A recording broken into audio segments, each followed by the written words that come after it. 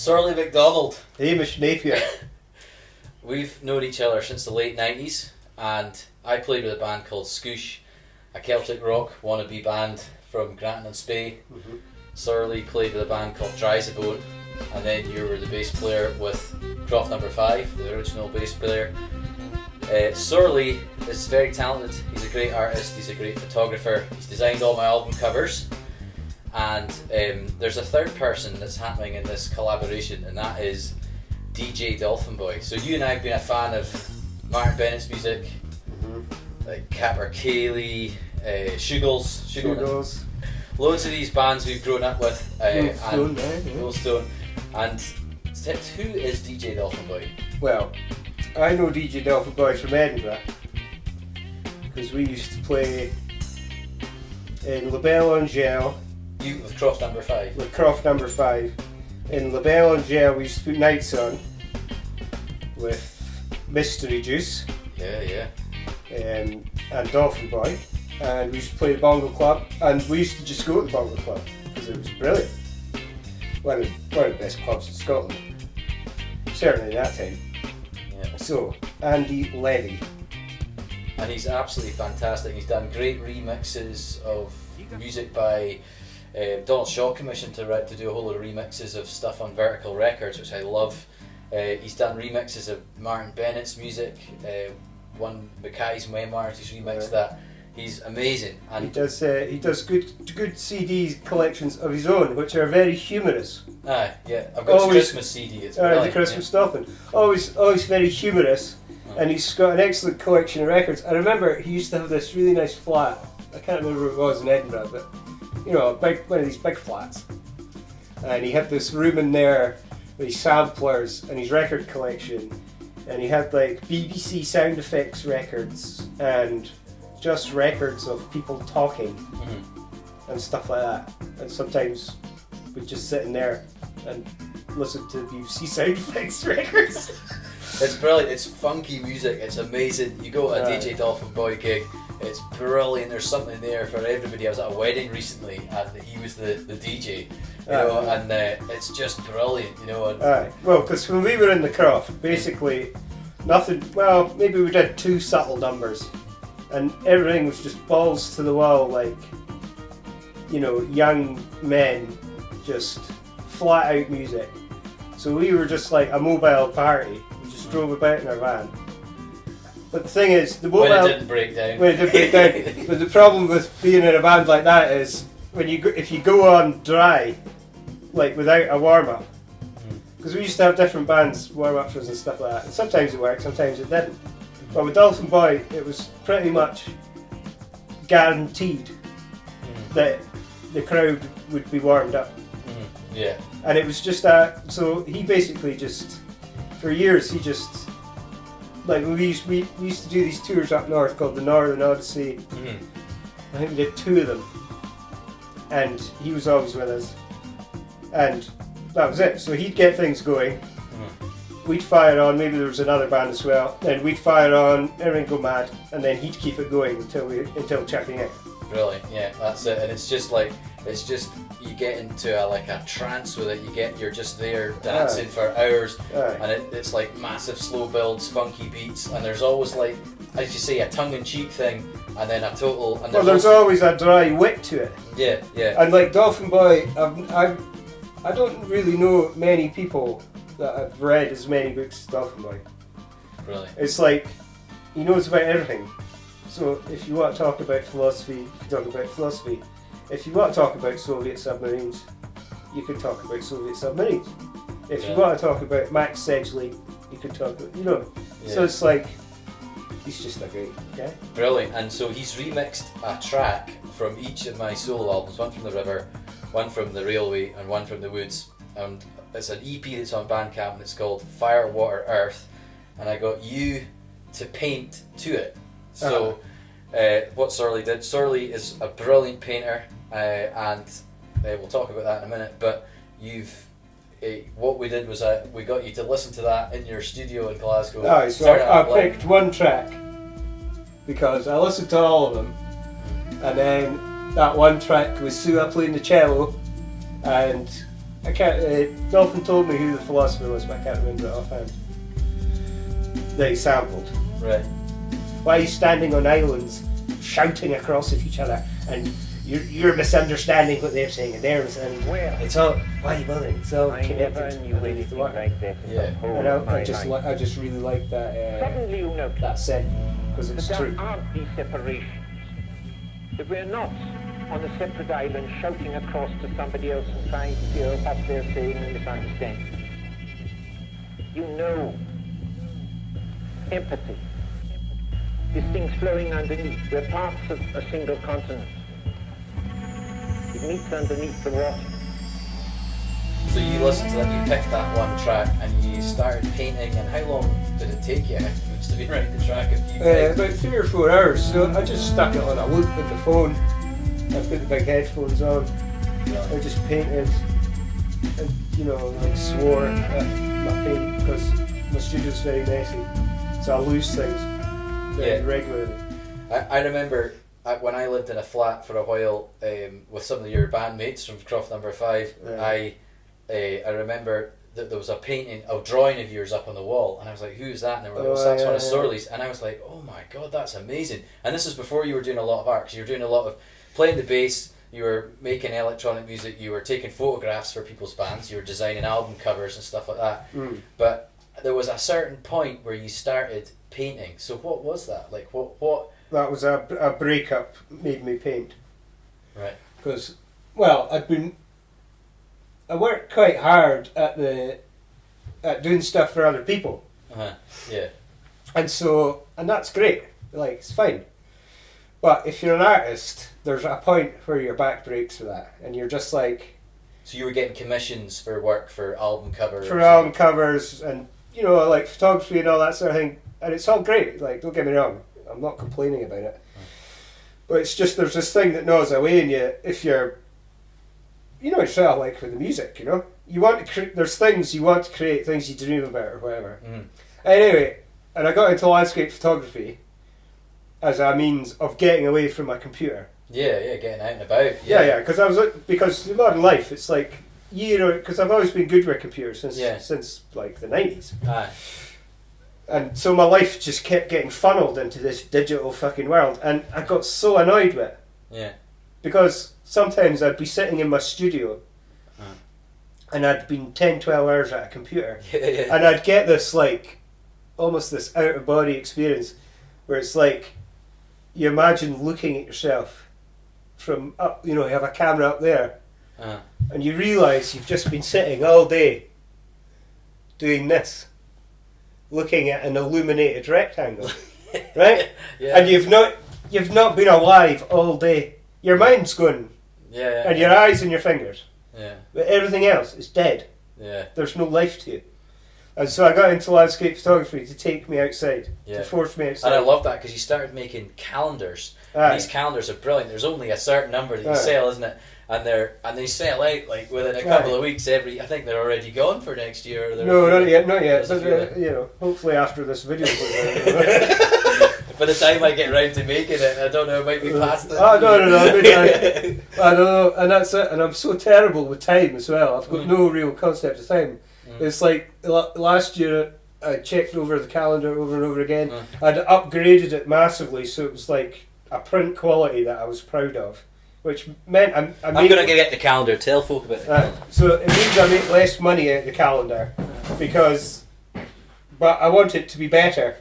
But anyway, check the thing over and over again. Sent it to all these people to check it, and then it still ended up with August the 34th in it, and February the 31st or something. Yeah.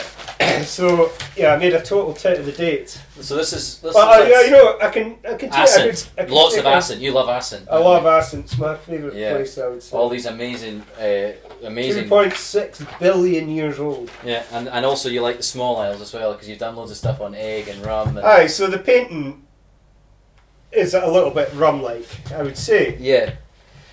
But maybe looking at it from egg. But I've only been to egg once and I don't remember it.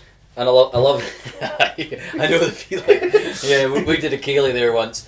or we went to play a gig there. We didn't get started till 11:30 at night. Like nobody turned up. It's a well place. But I'll be going back. I'll be going back, do it properly this time, you know. And then there's a bit of tongue in cheek with a lot of the work that you do. A wee bit like DJ Dolphin Boy actually, because like here is it's just a picture of an old dead pine tree, but you've picked out the face in it. You know. It's called The Torment. What do I call it? The Torment of Mrs. Chisholm.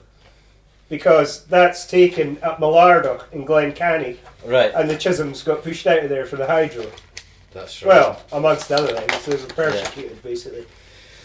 So you've started doing all these photographs and calendars and also photographs of musicians as well, doing lots of kind of photo shoots. Folk like Rachel Newton, Adam Sutherland, Ross. You've done Ross Ainslie's stuff as well. Loads of photographs, but the kind of painting side of things. Well, the painting, like I say, I was trapped in the computer. Yeah.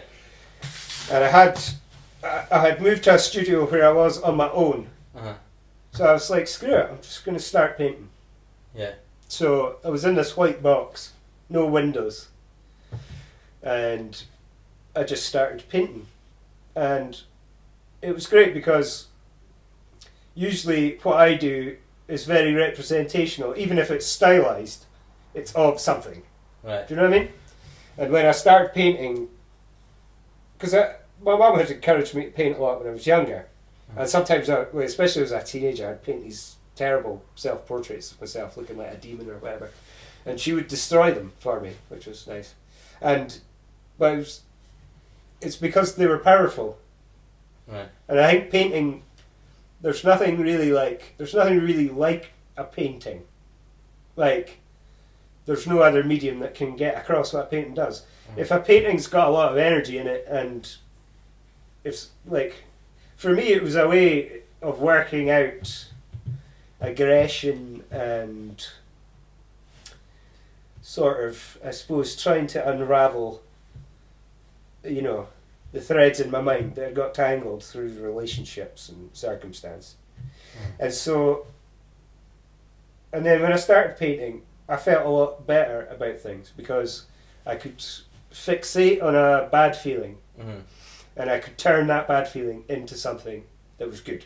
Right. Do you know what I mean? It's like output. Very much. Yeah, it's output. So it's taking an input of badness, and then converting it into something real. And somebody else can look at it and go, I feel something looking at that. It's interesting because some musicians, they wait for inspiration to come along, and then then they can start inputting stuff into their onto the page, and it's like so it's more about sort of input, but you're saying it's like a release of something like that, Right, well, it's an expression. And the thing is, with the way I paint, like, I could paint representational, I could paint clean. Yeah. But with the landscapes I try to paint, like, a lot of the time when I take photos, I try to go out in bad weather. I like bad weather because it makes me feel alive. Yeah. And it makes me feel small and insignificant. Like when you're standing at the side of a beach in a Force 9, you know you're there. Yeah. There's none of this detachment you have from working in a computer for 12 hours a day. Yeah. Like, you know you're alive because you could be swept into the sea at any moment. And you went to Iceland. I know that you had a couple of trips to Iceland, and some of the paintings, well, I felt like it was from your trip to Iceland. They were like really dark and stark, and then I started to think, and there were some of the photographs you showed me that you took of Iceland, and there's some of the paintings that kind of represented those, and there were some of the scenes that you painted. But then I started to notice some scenes from Ascent, like you've got a big painting called Sullivan, and I started to notice the kind of parallels between our kind of ancient volcanic landscape and their new one. Yeah. I mean, the thing is, in Iceland, it gives you a perspective, not only from like a nature point of view, right? Because Iceland is unbelievably hard to live on. When you're in Iceland, you see how the world is made. Yeah, it grows, doesn't it? It's like grows meters per year. It's there, and like some of the rock is spongy. Like you stand on the rock, and it's got this sponginess, like a playground. Amazing, yeah. It's all full of air, and then it just 100 years later, that's just going to be gravel. Yeah. But because it's so new, you can still walk on it. It's still solid. That's awesome. Yeah. So tell us about when you were doing the painting and you had it on the loop. Like I've got a film of you doing it, and it seems that one of the first things you do with a canvas is get some kind of big. You cover a lot of it very quickly with you cover it with something quite quick, and it like a layer of wash. Well, it's rhythmical. So with that track, there's this cool like sort of.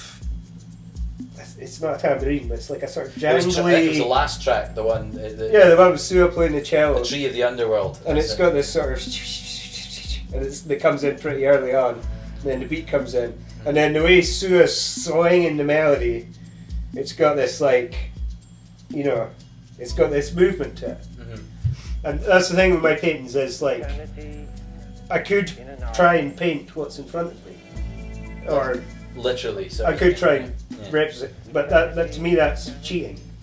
Right. And I can't even paint like that anyway, because when I paint like that, I hate it.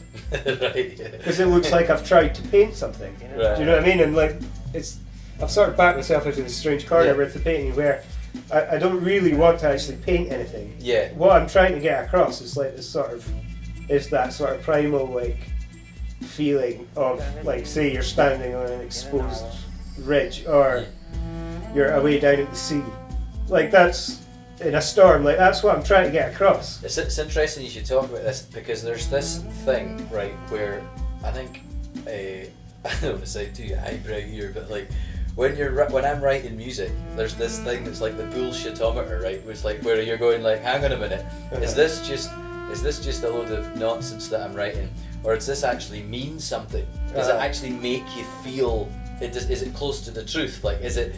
Because if you go for an amazing hill walk, at some point in that hill walk, after you've been walking and trudging along for hours, and then you go through all the things that have been happening that week in your head, and eventually you end up in a really nice, clear-minded place, and you just get this incredible feeling, like this really amazing feeling of being out and about, and it's very real, and it's like a real thing. Like I think Duncan Chisholm's a good example of that. So he'll play something, and immediately it'll take you there. Like you play a slow air and you're immediately standing on a West Coast beach, and people that maybe don't know much about music totally get it. The thing is, he's able to capture people's imaginations with the way he plays his fiddle. And the thing is, there's a sensitivity to it. I wouldn't say my paintings have a particular sensitivity. I would say my paintings are more like, in a way, they're more trying to convey an experience almost. And so with the paintings, like when I first started doing it, it was really just a way to work out frustrations and problems I was having with my mind. So it was a way of me unraveling that mess. Like, and so sometimes the paintings were just a big angry mess. Yeah. And that was fine. And a lot of the time I would destroy them, and then that's cathartic. So you get the horrible feeling. Yeah. You take it, you put it onto a canvas with paint, action, and there's a sort of frenetic madness to it, and that's what I love about painting. Yeah. Is it's an excuse to be like completely childlike almost. Yeah. So if you're upset about something, you can just be upset about it. And one of the things, like, you use oils, don't you? Like oils, acrylics, everything. Metal. I went in one day and Surly had these. I was chatting to you about something, an album cover or something, and you had a painting that you were half doing, and then you just walked up to it and you were getting like bits of metal, stuck it on, and just. That was bits of metal from Misha's lathe. Yeah, bits of whistle. But there were also some copper sheet, like thin layer. Oh yeah, I use copper because copper and bronze are cool because they weather over time. Yeah. So if your house is wet, they go green. If your house is dry, they go bright red. So the painting changes. So the paint changes. But that's the thing about painting. When you show somebody a painting in a digital sphere, it's like it's not even 10% of it. Do you know what I mean? Yeah. It's like listening to an album on a laptop. Yeah. And not listening to it on a hi-fi. So if you're going to listen to these DJ Dolphin Boy remixes, please put your best headphones on. Or buy some woofers. Yeah. Get them. Sometimes the car stereo turned up. Like there's nothing beats a good big stereo. I know. That's it. I'm the same. Yeah. And so in the painting you were using mostly oils and acrylics and what is the mountain? Do we? Water. Is it a mountain that you know?